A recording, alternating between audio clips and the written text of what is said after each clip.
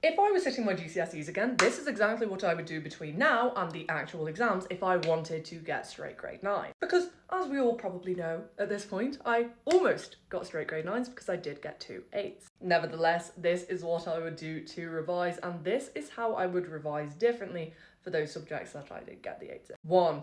Exam practice. You need to be doing exam practice no matter how much you hate it. I hated writing essays and I just quite simply refused to do it for my essay-based subjects.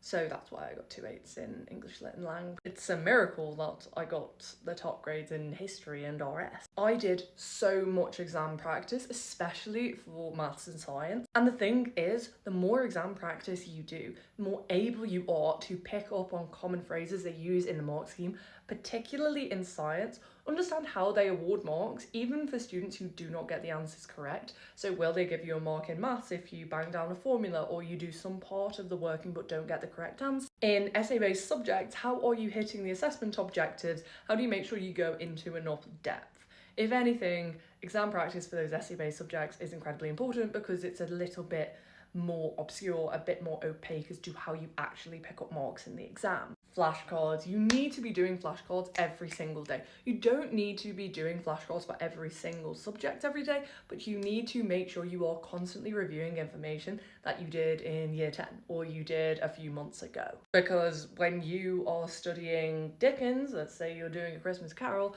are you going to remember what happened in Macbeth?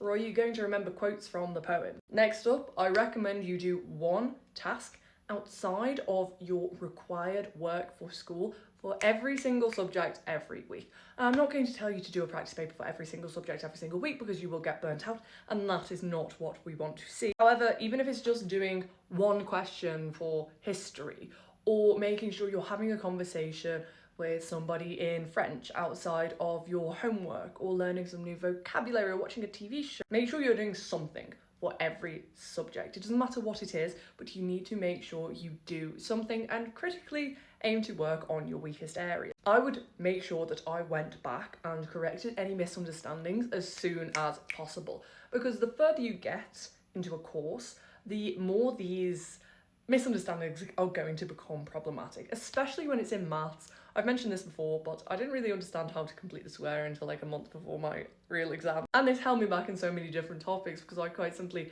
didn't know how to use that technique, and it was holding me back in those longer answer questions as well. If you liked this video and found it helpful, be sure to save it for later and follow if you want to see daily study tips.